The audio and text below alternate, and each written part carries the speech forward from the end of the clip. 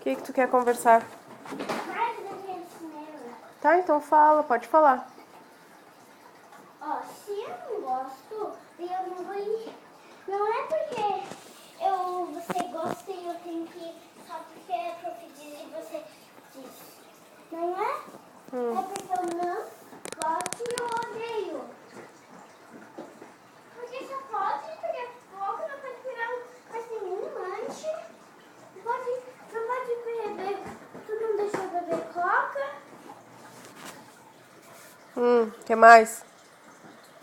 E você tem que ficar sentado com aquele óculos chato. Pensei que sai fora, mas não sai. Desenho. Nossa, é bem chato. Tá, então tu vai ficar em casa comigo? Vamos conversar muito. Até anoitecer. Pra que tu quer conversar do anoitecer? Porque assim, E por que tu não senta aqui comigo então pra conversar? não, tem que conversar jogando fora. Tá bom, então. Sabe o que eu não gosto de cinema? Ah,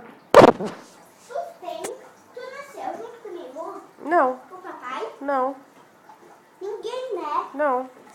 Então, se tu nascesse comigo,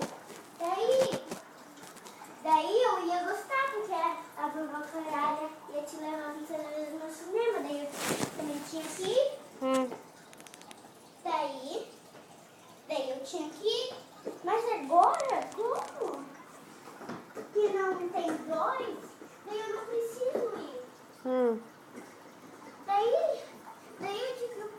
Daí eu digo pra você não ir, até quando ele ficar com 5 anos, e daí eu não vou no cinema nunca, porque eu odeio de verdade. Mas é feio falar odeio, odeio. Mas eu odeio muito, mamãe. Sabe qual é a pior coisa que eu não gosto? Ah, Cinema. Porque você pode ficar parado, nem fazer nada, só comer pipoca, tomar. Viu? Você pode fazer isso, sentar com aquele óculos chato que bloqueia. tá, então tá bom.